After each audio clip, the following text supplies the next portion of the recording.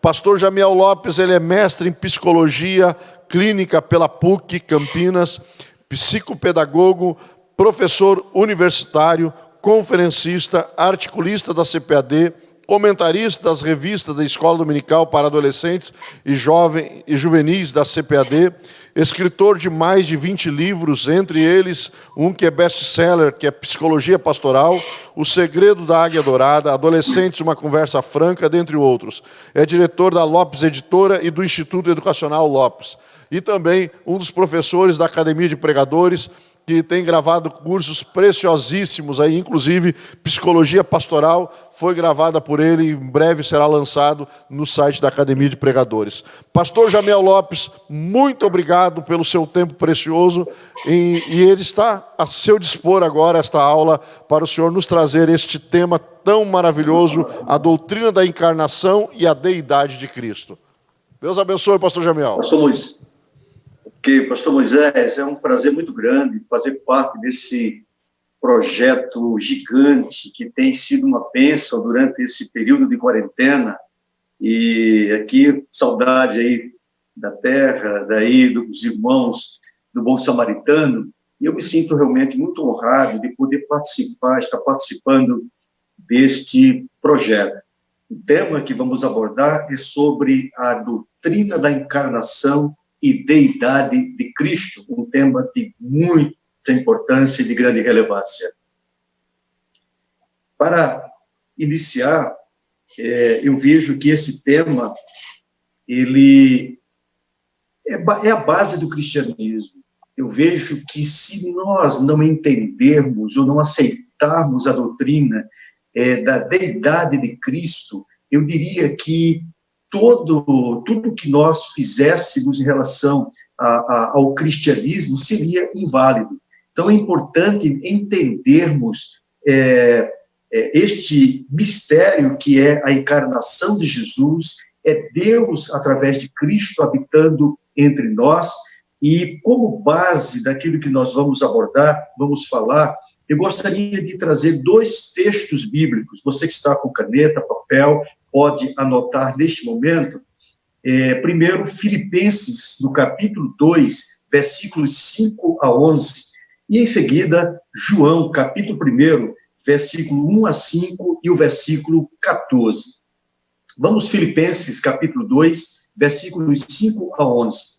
De sorte que haja em vós o mesmo sentimento que houve em Cristo Jesus, que, sendo em forma de Deus, não teve por usurpação ser igual a Deus, mas esvaziou-se a si mesmo, tomando a forma de servo, fazendo-se semelhante aos homens, e achado na forma de homem, humilhou-se a si mesmo, sendo obediente até a morte de cruz. Por isso também Deus o exaltou soberanamente e lhe deu um nome que é sobre todo o nome, para que ao nome de Jesus se dobre todo joelho dos que estão nos céus e na terra e debaixo da terra, e toda a língua confesse que Jesus Cristo é o Senhor, para a glória de Deus Pai.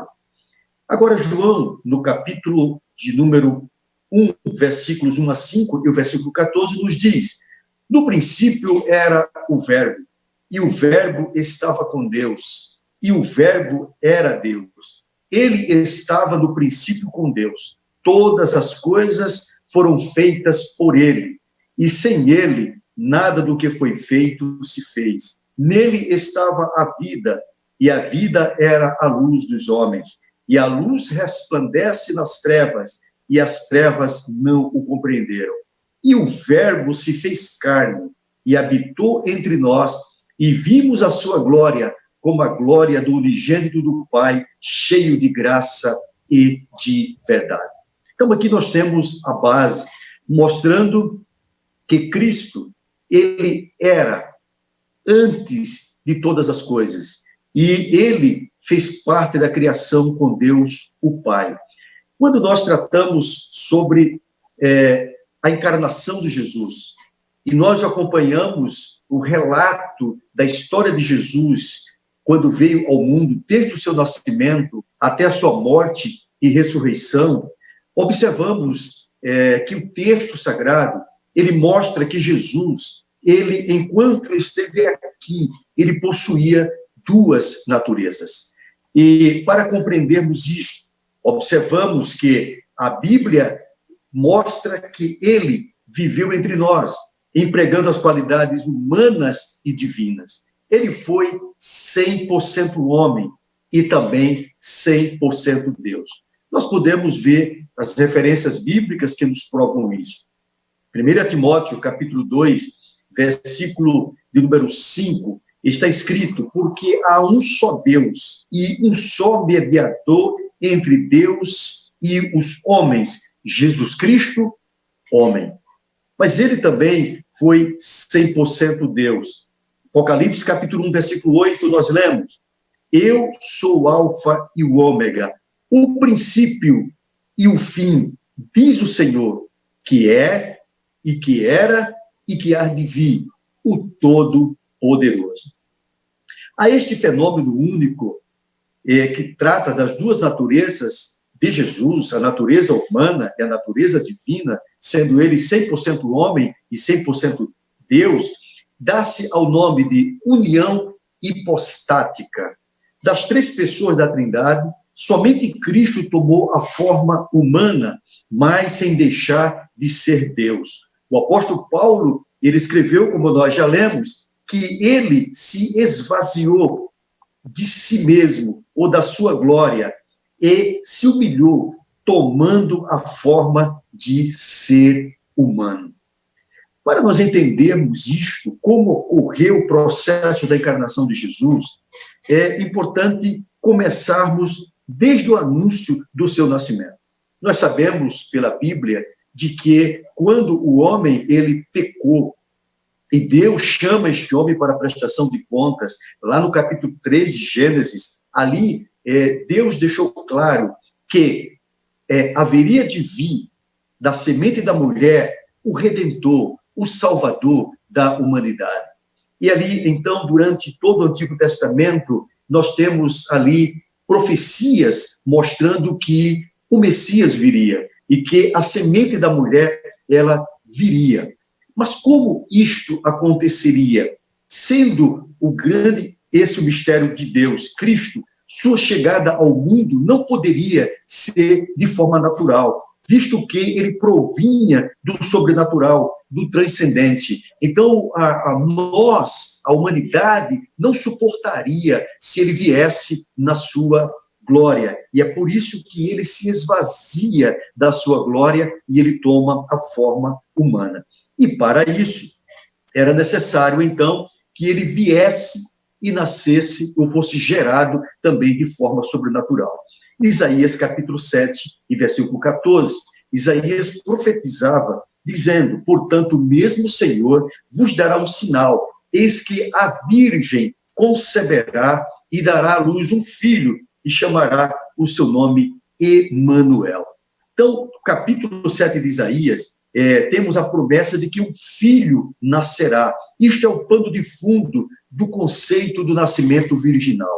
Embora surjam controvérsias e pessoas que tentam, de certo modo, questionar esse nascimento virginal de Jesus e até mostrando ou tentando discutir a palavra original hebraica, o almar, conforme usado em Isaías 14, dizendo que essa tradução para virgem pode também ser jovem e não necessariamente virgem, mas no Antigo Testamento, sempre que o contexto oferece uma nítida indicação, a palavra significa uma virgem com idade para o casamento. Há muitas discussões entre os teólogos sobre o assunto, principalmente no que tange sobre a relação entre o pai e o filho, a encarnação, e essa união das duas naturezas de Cristo, que nós já falamos, a união hipostática. Então, a encarnação, ela se dá quando uma jovem, ela é visitada por um anjo, isso lá na cidade da Galileia, lá em Nazaré. E o texto sagrado, ele diz que uma virgem que estava desposada com um homem cujo nome era José, da casa de Davi, e o nome dessa virgem era Maria. E assim diz o texto bíblico que está lá em Lucas, capítulo 1, versículo 26 a 36. Porque a própria Maria, ela questionou, ela não conseguia entender o que o anjo estava falando.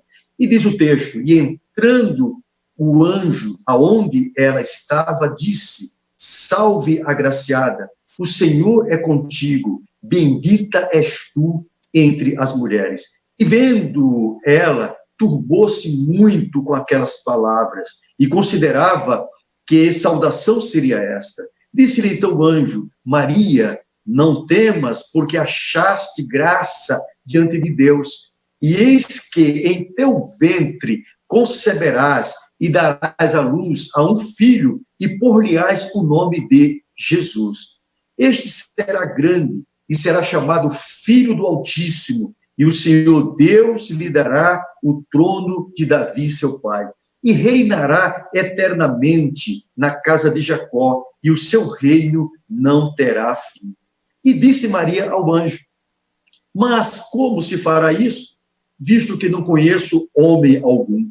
E respondendo-lhe o anjo, disse-lhe: descerá sobre ti o Espírito Santo, e a virtude do Altíssimo te cobrirá com a sua sombra. Por isso também o santo que de ti há de nascer será chamado Filho de Deus. Aqui não fica dúvida alguma de que Jesus ele foi gerado por obra e graça do Espírito Santo. E o anjo, inclusive, mostra esse processo. Ele diz: descerá sobre ti o Espírito Santo, e a virtude do Altíssimo te cobrirá com a sua sombra. Por isso, também, o santo que há de nascer será chamado Filho de Deus. Há algumas considerações importantes em relação ao processo da encarnação que queremos destacar aqui. Primeiro, considerarmos a questão do momento em que isto acontece. Quando consideramos a encarnação, o momento em que isso ocorreu, há duas linhas de pensamentos que é destacado. Primeiro, é a indicação histórica das datas como relatadas em Lucas, capítulo 3, versículo 1 e 2. E depois nós temos também a cronologia religiosa, como é mencionado em Marcos, capítulo 1, versículo 15. Então, quando se trata da indicação histórica, se lermos Lucas, capítulo 3, versículo 1 e 2, nós iremos ver em que época isso acontece. Diz assim o texto sagrado: e no ano 15 do império de Tibério César, sendo Pôncio Pilatos presidente da Judéia, e Herodes, tetrarca da Galileia, e seu irmão Filipe, tetrarca de Itureia e da província de Traconites, e Lisânias, tetrarca de Abilene, sendo Anás e Caifás, sumos sacerdotes, veio no deserto a palavra de Deus a João, filho de Zacarias. Então, observe que há um tempo certo, e a Bíblia ela se encarrega de mostrar o tempo exato em que este fenômeno aconteceu. Mas se nós partirmos do princípio da cronologia, o que está escrito em Marcos 1 e 15, que diz assim: o tempo está cumprido, o reino de Deus está próximo, arrependei-vos e crede no Evangelho. Então, vemos o tempo está cumprido. Que tempo é esse? Gálatas 4:4 diz: mas vindo a plenitude dos tempos. Então, o fato do nascimento de Jesus veio no tempo certo, num tempo pré-determinado. E o mundo, ele se prepara para isso. Então, a plenitude dos tempos, ou seja, o momento em que Cristo viria, ou aquele momento da chegada do Messias, o mundo, ele se prepara. Nós temos alguns fatos. Uma das coisas de destaque na época era o controle do Império Romano. Se dizia que o sol não se põe no Império Romano, ou seja, havia praticamente todas as fronteiras abertas para a circulação das pessoas. Uma outra coisa também marcante era a influência da cultura grega e um idioma único, que era o grego naquela época, falado praticamente em todo o mundo. E nós temos também a questão do transporte marítimo, que se evoluía naquela época, isso facilitando, inclusive, a ida e vinda das pessoas durante o Império, o que facilitou praticamente a propagação do Evangelho no início da Igreja primitiva. Então, observamos também que Cristo ele viveu tanto quanto o passado como a história contemporânea da sua nação. Sua obra não era uma continuação destes. Esse se viu como matéria-prima. Ele adota e continua mostrar as tendências que se operavam como cumprimento exatamente das profecias lá do Antigo Testamento. Então, veio para se cumprir exatamente o que os profetas já anunciavam acerca da sua vinda. Em relação à localidade ou à localização geográfica, isso também é importante. O profeta Miqueias, ele, no capítulo 2, versículo 6, ele profetiza acerca de Jesus, dizendo: "E tu, Belém Efrata, posto que pequena entre milhares de Judá, de ti me sairá o que será Senhor em Israel, e cujas saídas desde os tempos antigos, desde os dias da eternidade." Então, isso se cumpre literalmente. Embora José não morasse em Belém, mas todos nós conhecemos a história que, com o alistamento obrigatório, ele teve que ir a Belém. E foi lá exatamente que Jesus nasceu. Então, se esperava, possivelmente, os judeus, o povo de Israel, que o Messias nascesse em um palácio, ou seja, um rei que deveria nascer em um palácio. Mas ele vem não desta forma. Ele aparece ao mundo uma pessoa simples, e por isso ele não foi reconhecido como o Messias esperado. E ele foi rejeitado exatamente porque Israel não teve o cuidado de entender, de compreender, interpretar as profecias bíblicas. E Cristo, ele vem conforme anunciara os profetas. Mas qual a razão do nascimento de Jesus, ele ter vindo a este mundo e ter tomado a forma humana? Não poderia Deus, de certo modo, ter tratado da salvação da humanidade sem ser necessário que o seu Filho, sendo Deus, se tornasse homem? Qual é a razão? Por que o Filho de Deus viria habitar na Terra? Qual o motivo realmente da encarnação? Qual é o objetivo de Deus? Então, para entendermos isto, precisamos observar o que diz a Bíblia Sagrada lá no Antigo Testamento. No livro de Levítico, Deus ele institui o sacerdócio, onde o sacerdote seria o mediador entre Deus e os homens. Quando os israelitas iam oferecer seus sacrifícios, a Deus, eles colocavam sua mão na cabeça do animal e diziam: "Sacrifico este animal em meu lugar para a remissão de pecados." Mas, na verdade, não havia remissão dos pecados, e sim, esses pecados eram apenas cobertos. Não havia em todo mundo alguém justo o suficiente para justificar a humanidade diante de Deus, a não ser seu próprio Filho, Jesus Cristo. Desde a criação da humanidade, Deus tinha prazer em se relacionar com as suas criaturas. É tanto verdade que todos os dias, a Bíblia diz que pela viração de Deus, do dia, Deus passeava pelo jardim para uma visita, talvez rápida, para conversar com o primeiro casal. Deus não podia suportar a separação existente, provocada pelo homem por ocasião da queda, por toda a eternidade. Mas ele, o grande e soberano Deus, arquiteta um plano que vem sendo proclamado desde a antiguidade. E aqui nós temos o grande mistério de Deus revelado. Jesus Cristo, homem, porém sem que os homens e mesmo os profetas pudessem decifrá-lo em sua essência. Apenas na encarnação do Filho de Deus, este grande mistério é revelado. ainda sobre o propósito de Deus de enviar seu Filho ao mundo. Então, nós vemos o propósito triplo da encarnação. Primeiro, a consumação do universo. Segundo, a revelação de Deus. Terceiro, a restauração da humanidade.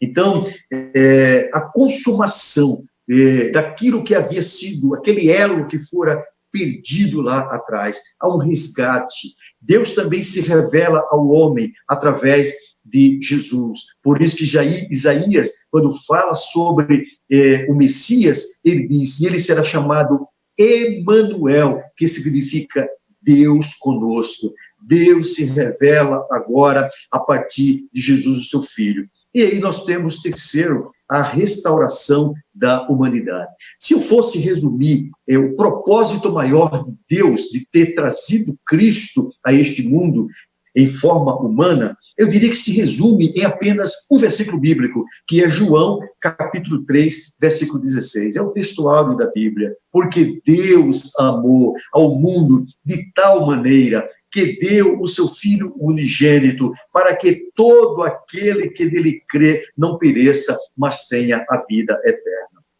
Então, concluindo, o nascimento virginal indica que Jesus foi concebido quando Maria era virgem, e que ela ainda era virgem quando Jesus nasceu.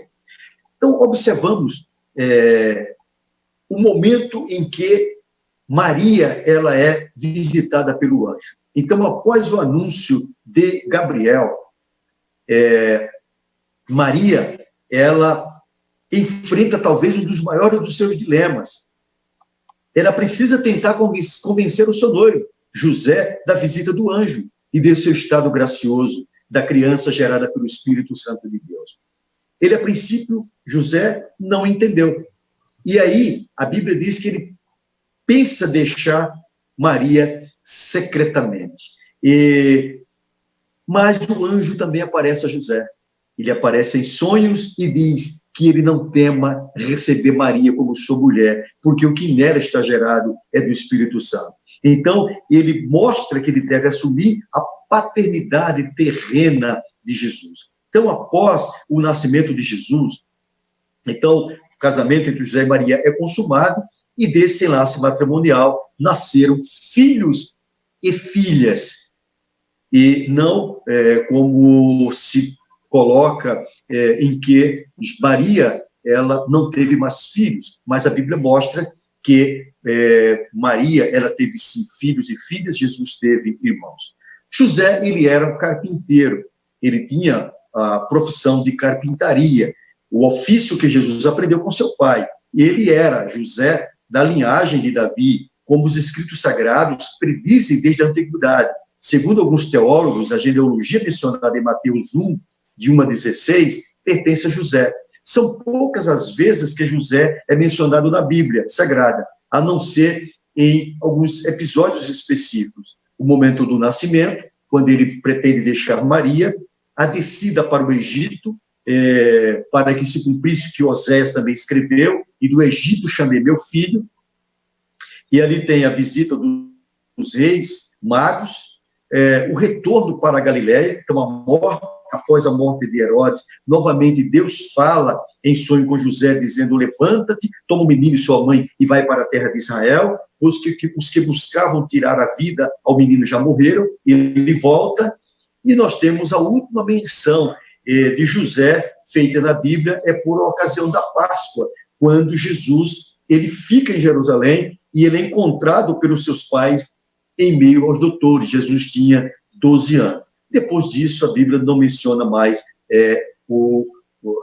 faz menção de José.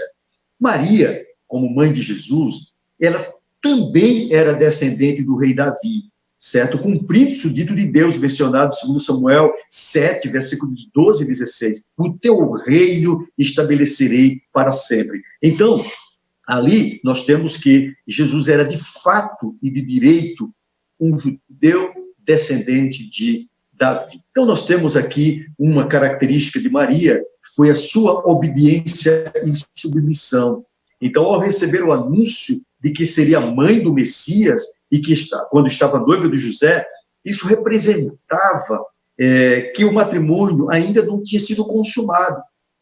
Então, na lei judaica, se a jovem que concebesse antes do matrimônio, sem que o noivo assumisse, era ré de morte por apedrejamento. Mesmo consciente de sua situação perante a sociedade e familiares, Maria se predispõe a obedecer a Deus. O que exatamente estava pensando aquela jovem? Não houve preocupação exacerbada por parte de Maria. Ela confiou inteiramente no seu Deus, submetendo-se como serva do Senhor.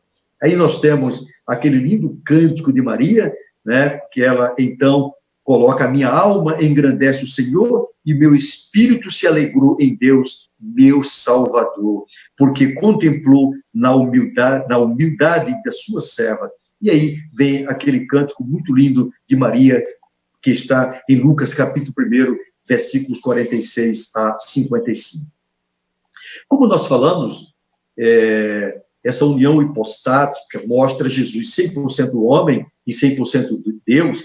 Jesus, ele possuía um corpo humano.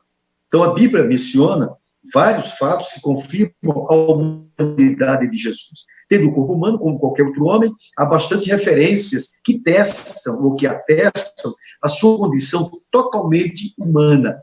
Mesmo sendo Deus, como diz o texto, ele se esvaziou da sua glória e ele assume a posição de homem. Ele, como humano, nós temos fato verificável, nasceu como... Pode, quem está anotando, destacar isso, Lucas, capítulo 2, e o versículo 7. Ele passou da infância para a maturidade, também como todas as crianças. Então, o Cristo, ele desenvolve normal, como qualquer bebê, como qualquer criança. Ele também desenvolveu-se em sabedoria, estatura e graça. Ele também sentiu sede, ele sentiu cansaço. Então, a gente observa que era um ser humano como qualquer outro ser humano. Jesus, ele sentia as mesmas coisas que qualquer ser humano poderia sentir. Jesus possuía também uma mente humana. Ele crescia, a Bíblia diz, em sabedoria. Indica que teve um aprendizado como qualquer outra criança. Isso você vê em Lucas 2 e 52. Como todo bebê, ele aprendeu a andar, falar, comer, ler, escrever e a ser obediente a seus pais. E também ele demonstra ter mente humana quando menciona não conhecer o dia e nem a hora em que ele retornará à Terra. Aí fica muito provado, realmente, que ele tinha uma mente humana. Ele possuía uma alma e emoções como qualquer ser humano. No versículo 27, que fala sobre a angústia que ele sentiu na sua alma. Capítulo 13, versículo 21 de João, nós vemos a Bíblia mostrando que ele ficou com o espírito amargurado. Capítulo 26, versículo 38 de Mateus, mostra que ele teve a alma angustiada até a morte. Mateus, capítulo 8, versículo 10, ele admirou-se pela fé do centurião. João 11:35, ele chorou pela morte de um amigo. Capítulo 26, versículo 39 a 41, diz que ele orou com o coração repleto de emoção. Então, Jesus, ele era um ser humano como qualquer outro ser humano, obviamente, apesar de ser Deus. Mas há um detalhe muito importante, é a impecabilidade de Jesus. Então, analisando os itens descritos acima, vimos que Jesus, ele era plenamente humano, contudo, sem nunca ter pecado. Isto não quer dizer que ele tivesse isento de pecado. Se tinha uma natureza humana genuína, certamente estava sujeito ao pecado, porém jamais cometeu pecado. E foi por causa disto que Satanás tentou se aproveitar dessa natureza humana de Jesus. Quando ele, então, o tenta, dizendo, durante o período que Jesus estava no deserto, aí ele transforma as pedras em pão, porque Jesus sentia fome. E por isso que a Bíblia diz que depois daquele processo da tentação, ele foi servido pelos anjos, uma forma que prova exatamente essa natureza humana de Jesus. Então, temos alguns fatos, algumas referências bíblicas e fatos verificáveis que Jesus ele tinha impecabilidade, Jesus não pecava, Jesus não pecou.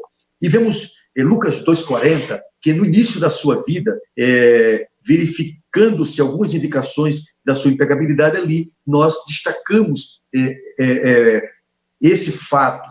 Capítulo 4, versículo 13, mostra que Satanás também não teve êxito contra Jesus. Os judeus também não conseguiram achar falha alguma em Jesus. Jesus proclama: eu sou a luz do mundo, portanto, não poderia haver nele trevas. Pilatos o inocenta de qualquer erro, porque Jesus não tinha pecado algum. Então, a gente vê que Jesus, ele é o nosso exemplo de vida. Mas ele era humano, mas ele era também 100% Deus. Então, aqui nós temos o mistério de Deus revelado, Jesus Cristo Deus. Então, como ocorre essa união hipostática? A divindade de Jesus. Como entender esta divindade? Como é que Deus, ele habita entre nós em forma humana? Então, nós vemos no texto que lemos inicialmente, João capítulo 1, versículo 1 a 4, nos diz assim: no princípio era o verbo, a palavra, e o verbo estava com Deus, e o verbo era Deus. Ele estava com Deus. Todas as coisas foram feitas por intermédio dele, e sem ele, nada do que foi feito se fez. A vida estava nele, e a vida era a luz dos homens. A gente observa lá no Gênesis capítulo 1, você vai encontrar ali, no princípio criou Deus. Aí Deus, o Elohim, no plural, que significa o Pai, o Filho e o Espírito Santo. Então, Jesus estava ali. Deus, através da segunda pessoa da Trindade, Cristo, estava presente no processo da criação. Então, no princípio, ou seja, antes mesmo de o tempo existir, ou da fundação do mundo, ele já era a palavra. O termo verbo, ou a palavra, no grego significa logos. E essa palavra, ela tem o significado de pensamento, conceito e suas expressões. No Antigo Testamento, tal conceito comunicava atividade e revelação. Nos Targums, são as paráfrases aramaicas do Antigo Testamento, a palavra era uma designação de Deus. A ideia principal de Logos é revelação, muito bem aplicada aqui a Jesus como a palavra revelada. Nós sabemos que quando Jesus nasceu, havia uma influência muito forte da cultura grega, até pela a questão da base, né, da filosofia. Então, a palavra logos era uma palavra também usada durante este período, muito conhecida pela filosofia.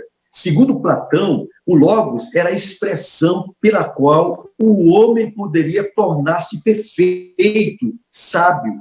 Através do logos, o homem ultrapassa os limites racionais, as barreiras éticas e sociais, e se relaciona com o mundo físico e metafísico. O logos de Platão elevaria o homem a uma nova dimensão. João identifica Jesus Cristo como sendo este logos, ou seja, a expressão mais sublime de Deus. Em Jesus Cristo, Deus revelou-se de forma sui generis. É fantástico, como eu coloquei, se não compreendermos este processo, de repente não entenderemos o cristianismo. Aqui está a base.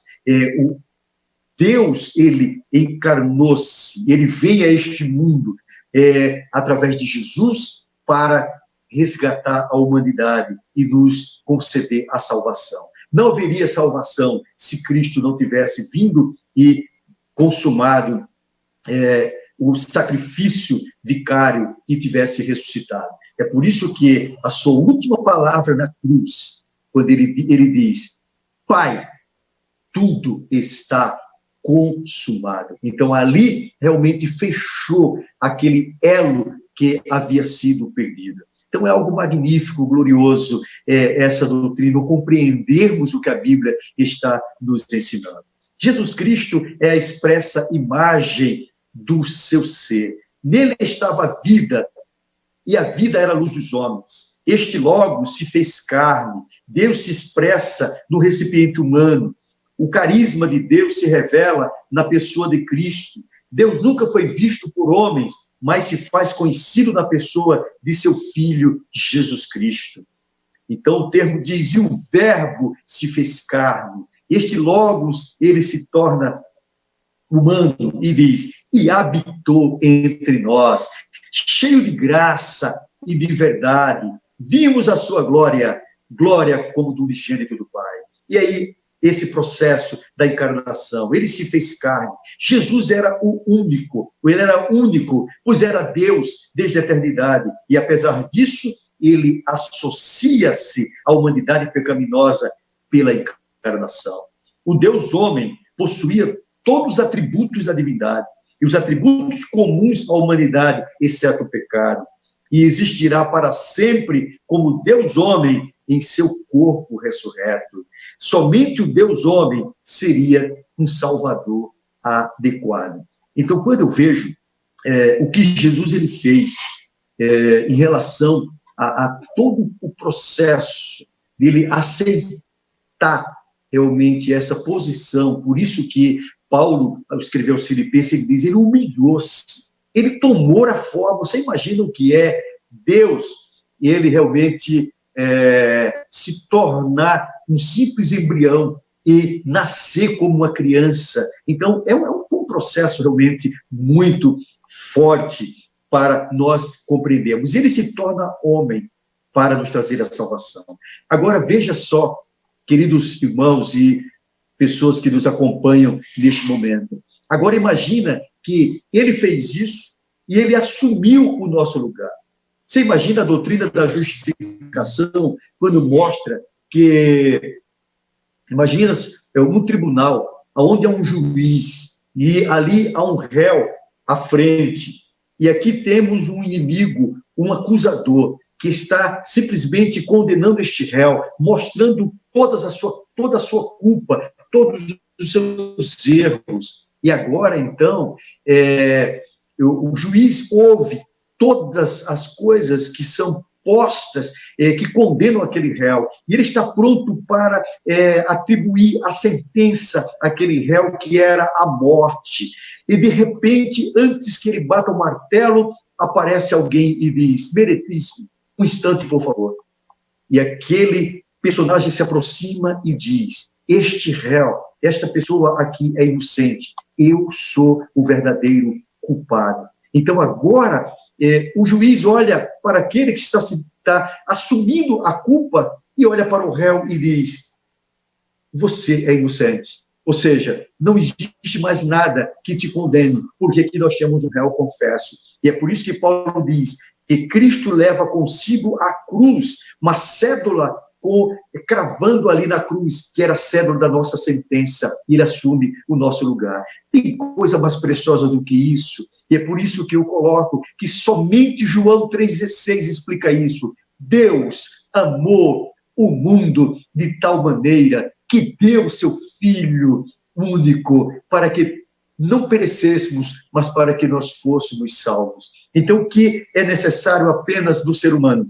É crer, é simplesmente aceitar a Jesus como o seu Salvador. Meu tempo está terminando, tenho mais 2 minutos. E resumindo tudo aquilo que nós colocamos, tudo aquilo que nós falamos, concluímos que, assim como Deus Pai, Jesus Cristo existe desde o princípio, ou seja, sempre existiu. A Bíblia, em nenhum momento, tem a preocupação de provar a existência dele, porque ela é fato. Ele é antes da criação das coisas, e você pode conferir isso, Colossenses 1,17, João capítulo 1, versículo 1 a 3. A Bíblia nos mostra que Jesus possuía 2 naturezas, como nós falamos, a natureza humana e a natureza divina. Ele viveu entre nós, empregando qualificações humanas e divinas. Ele foi 100% homem e ele foi 100% Deus. E, embora Cristo tenha sido gerado por obra e graça do Espírito Santo, ele possuía atributos humanos.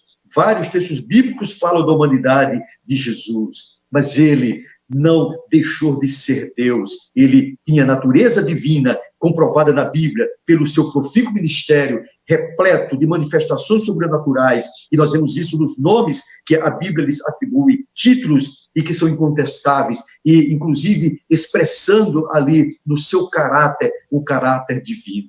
Que Deus abençoe, um forte abraço na paz do Senhor, e eu fico feliz de poder dar esta parcela de contribuição neste projeto muito lindo. Pastor Moisés, um grande abraço, que Deus continue abençoando a sua vida, abençoando a Academia de Pregadores, e aí o projeto Bom Samaritano, em nome do Senhor Jesus. Glória a Deus. Glória a Deus, glória a Deus. Coisa boa. Pastor Jamiel, muito obrigado. Pastor Jamiel Lopes, muitíssimo obrigado.